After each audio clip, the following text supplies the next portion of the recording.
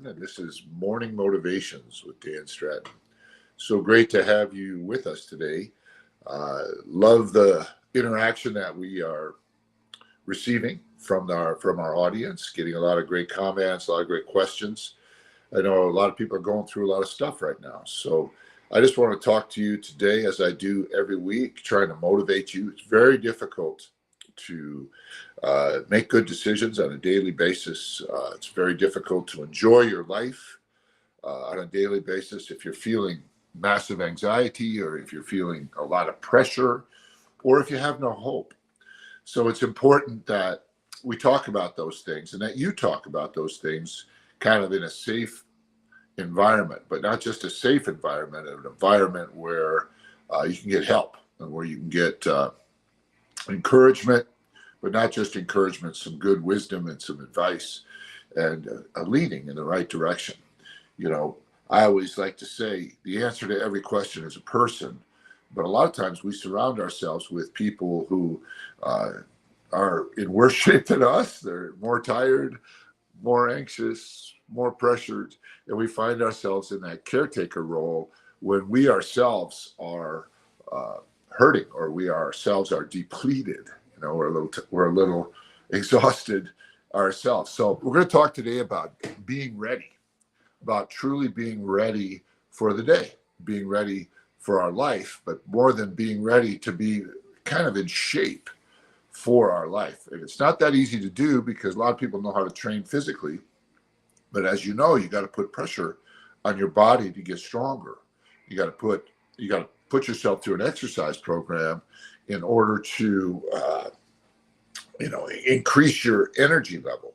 But if you put yourself through an energy program without thinking about your sleep, your water intake, and your nutritional intake, then you're going to hurt yourself. You're going to make yourself more tired. Even though you might get a little stronger, you're going to be more tired, more irritable, and you're going to start making bad decisions. So you have to balance your preparation. You have to balance your readiness, which is absolutely what I want to talk to you about today. Balancing your readiness so that you are ready. It's important that you think about these things, and I want to say this to you in a certain order. Now, I like to do these morning motivations in about 15 minutes. So you're going to want to take out a pen, and you're going to want to write some things down, because this system absolutely works. It works because it's in proper order.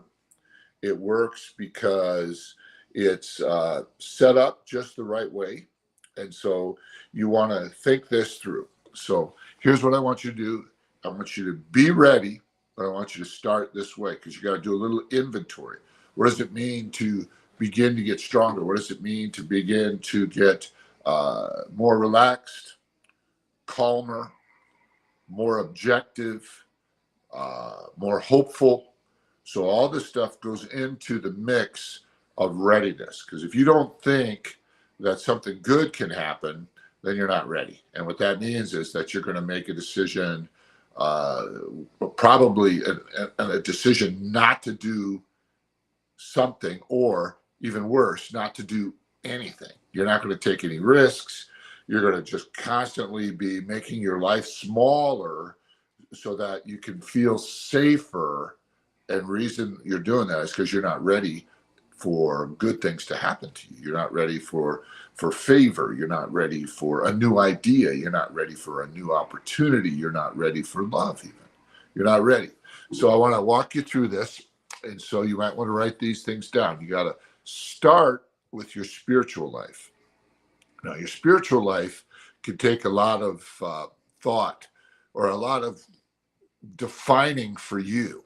For me, my spiritual life starts with God. For you, your spiritual life may not start with God, but still the principles will work for you. Now, I strongly suggest that you recognize God in your life, because that opens you up to creativity. It also opens you up to miracles.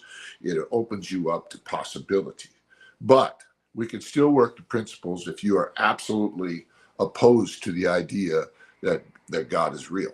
So the way you begin is you begin by assessing and setting goals, your readiness goals, in your quiet time. in your thought life, in your what you choose to think about life. So that starts with a moment, maybe a minute of mindfulness on a daily basis. For me, I like a lot more than a minute. I like at least an hour of just me, quiet time. I call it my hour of prayer.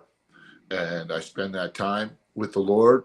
Sometimes my hour of prayer is while I'm walking, all these stuff, but I want to increase my spiritual development. But most of that is casting down negative thoughts. Most of that is choosing what I think about. Choosing what I think about. So sometimes I will go through an exercise that the spiritual life where I am in my quiet time and I choose proactively to think about good things, to think about that God is going to bring me favor. And then your job is, and this is something that mystics and gurus all through history have talked about. They talk about the fact that one of the hardest things to do is to quiet your mind, is to quiet your thoughts, and to turn your thoughts from, going from positive to negative, from wonderful to terrible, and so that they're not just going back and forth, but they're actually just going and they're choosing their thoughts and then managing it and staying focused on a thought that you've chosen and not just a random thought that comes flying into your mind. And that's something that we can start with. So that's part of the readiness. So if you're going to begin your day, set some goals to really think proactively, choosing your thoughts and seeing how long you can do that. Some of you may be able to do it for 10 seconds only. And then be honest with yourself. When some of that random thought comes in again, start over. It's just like when you're working out. If you want to get to 100 push-ups, you got to, most people can maybe do 10, if that. And so you got to start, and then you start. Okay. The second thing is physically, of course, and physically begins with at night when you go to sleep, making sure that you get a good quality night's sleep. And then when you wake up in the morning, that you're eating appropriately, that you're not just jamming in a bunch of coffee so that you're jittery again, all negative. So then you begin to train physically. Okay. So start with that spiritual, and then physically, it's really all about your nutrition, your water, your sleep, and your exercise. I don't have a lot of time to go through and give you an actual exercise program in there, but set your goals in that. If it's just walking, then walking. If it's getting to the gym and doing some sets of weight, putting some weight on the bar so you can work your muscles. Your muscles are your second brain. It increases blood flow, so that keeps you alive. It keeps off diseases when you get older, like Alzheimer's and those types of things. So you want good blood flow at all times. Okay, so that's the second one is physical. The third one is mental. You always want to be learning. For me right now, I have to go to Cuba in a few days, a couple of weeks. So I've got to work on my Spanish. Okay, so that's a mental goal that I have. So you got to have a mental goal. You got to always be learning. So this is called preparedness. Now, you're understanding this proactive aspect of it. And the third one, or the fourth one, is emotional. Emotional. Check in with how you're feeling. Just check in with how you're feeling. Now, emotional and spiritual go together a lot.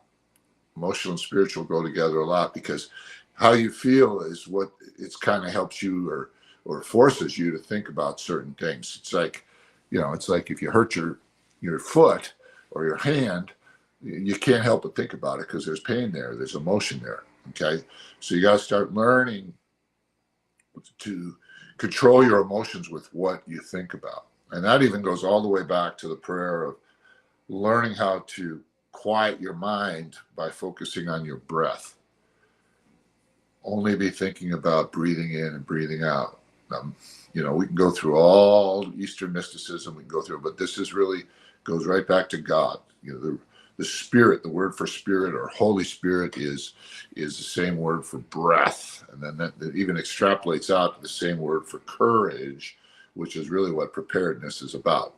so that you have the courage to make a quality decision, to make a quality choice, to be ready to, when something surprising hits you, you've already disciplined yourself to manage it because you've been practicing in your thought life that casting down vain imaginations, controlling your emotions, right? So you're like, I'm not going to, you're trying to make me feel sad. You're trying to make me feel a sense of urgency or pressure in some way. But I've already started my day to day with, I'm going to think about it this way, and I'm going to be productive, and I'm going to be victorious. And I've trained to it. And so that means that I'm strong enough physically, I'm strong enough mentally because I'm learning. And so I'm open to learning. See how this works? So I'm open to, okay, you're bringing me something, you're bringing me information, you're trying to get me to feel your pain, your urgency, your perspective. Okay. I'm open because I'm always open to learn because that's what I do on the mental side of setting goals and being prepared. Okay. So now, but emotionally, I'm also, as I train in my emotions, I'm training the capacity so I can really feel with someone compassionately who's going through a death or a bad emergency, a sickness, financial loss, whatever they're dealing with. I have the capacity. I don't run from it because it's too much stress for me because I'm training to it. I'm ready, right? I'm ready. So now the next one is my relationships. So I assess my relationships, which ones are just like my thoughts. Where do I want to go? Where is this going to build me up? Where is this going to, bring increase? Where is this going to bring productivity, efficiency? So I start to assess my relationships the same way I assess my thoughts, the same way I assess the balance of how I train my body, same way I assess my learning, and same way I assess my emotions. Okay, so this is very, very, very important that you think about this in what we call the balanced scale, what I call the balanced scale. And then the last one, believe it or not, is the financial one, being ready financially. If you're just spending your money willy-nilly and you don't have a plan for your money, you're not going to accumulate it the way that you might like. So you got to think about it.